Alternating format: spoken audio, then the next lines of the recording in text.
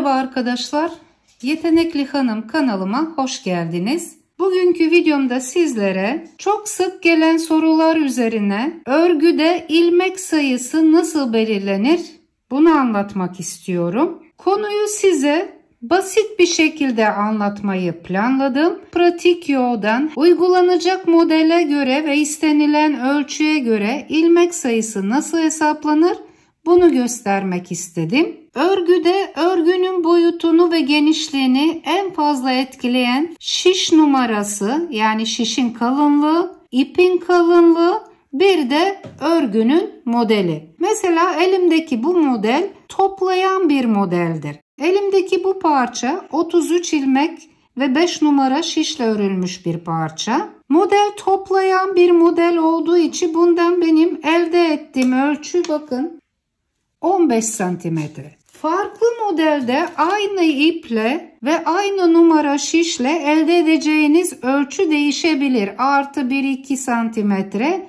veya eksi 1-2 santimetre şeklinde olabilir. Bu nedenle örgülerde ilmek sayısını belirlerken modelin şekli çok önemli. Modelin şekli kadar kullanacağımız şiş numarası ve kullanacağımız ipin kalınlığı da aynı şekilde etki etmekte. Bu durumda biz en basit olarak ne yapmalıyız? Örgümüze başlamadan önce ipimizi ve şiş numaramızı belirlememiz gerekir. Peki ip ve şiş numaralarını genel olarak ne şekilde belirleyebiliriz? Diyelim ki ben örgümü altın ilmek markasının violet yünüyle öreceğim.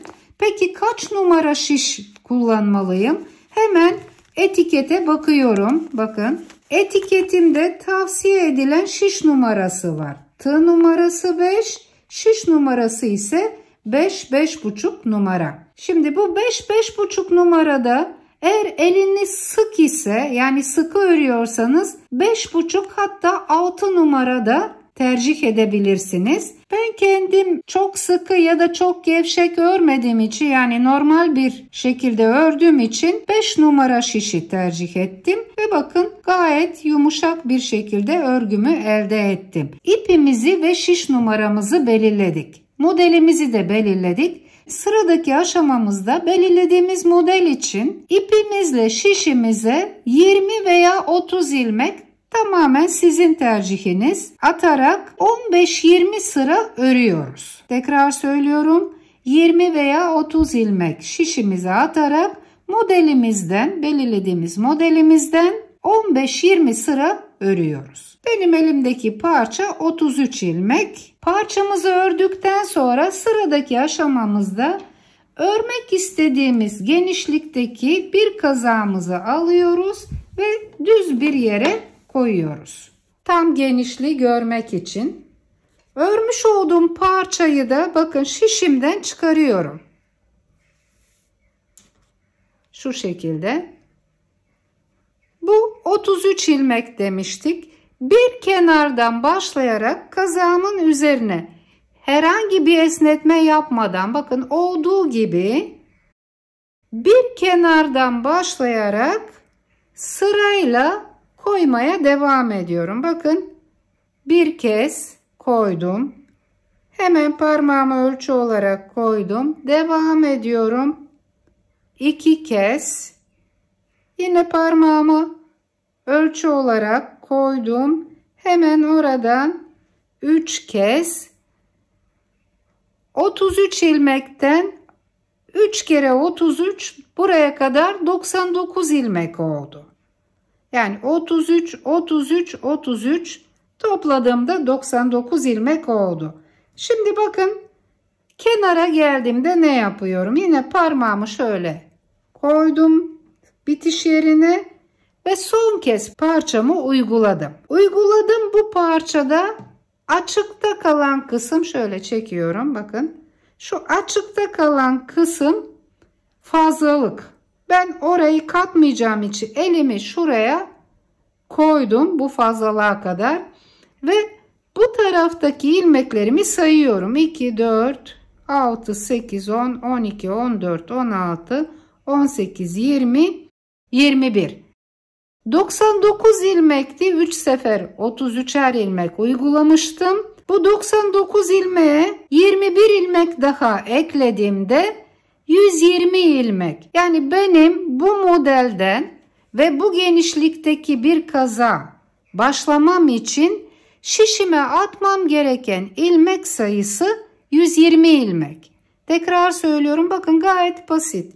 Bir kenardan başlayarak yan yana koyuyoruz. Genişletmeden modeli şişimizden çıkardık olduğu gibi. 3 kez, 4. kez koyduğumuzda bu fazlalık kısmını dikkate almayacağımız için şöyle elimle tutarak ilmekleri sayıyorum. 3 kere 33 benim durumumda. Eğer siz 20 ilmekle başlarsanız diyelim ki 3 kere 20 ya da 3 kere 30 neyse ilmek sayınız. Bu şekilde hesaplıyorum. 3 kere 33 99. Burada da 21 ilmek elimle koydum işarete kadar. Bunu da ekliyorum. 120 ilmek. Ben bu modelle bu genişlikteki kaza başlamak için şişime 120 ilmek atmam gerekir. Ön ve arka için atmam gereken ilmek sayım 120. İlmek sayısını belirledikten sonra sıra geldi küçük bir ayrıntıya. Şimdi her modelin kendine göre atılması gereken ilmek sayısı şekli vardır. Mesela bir ters bir düz lastikte tek sayı atmanız gerekir veya bazı modellerde 3'ün katları şeklinde ilmek atılması gerekir ya da çift sayı ilmek atılması gerekir. Buna dikkat etmemiz gerekiyor. Bunun için biz o belirlediğimiz ilmekte mesela biz 120 ilmek dedik ama tek sayı ilmekle başlamamız gerekiyorsa bunu ya 121 ilmek ya da 119 ilmek şeklinde başlamamız gerekiyor. Modelimiz 3'ün katları artı 1 ilmek şeklinde olabilir. O zaman 120 ilmeğe artı 1 şeklinde ilmek eklememiz gerekir. Yani bunun için kısaca küçük bir hesap ayar yapmamız gerekir. Evet arkadaşlar, bugünkü videomda sizlere en pratik şekilde örgü başlama ilmek sayısı nasıl belirlenir bunu anlatmak istedim. Umarım faydalı olabilmişimdir. Eğer videomu beğendiyseniz kanalıma abone olmayı, yorum yazmayı, bildirimleri açmayı ve videolarımı paylaşmayı unutmayınız. Beni izlediğiniz için hepinize teşekkür ederim. İyi günler. Sağlıcakla kalın.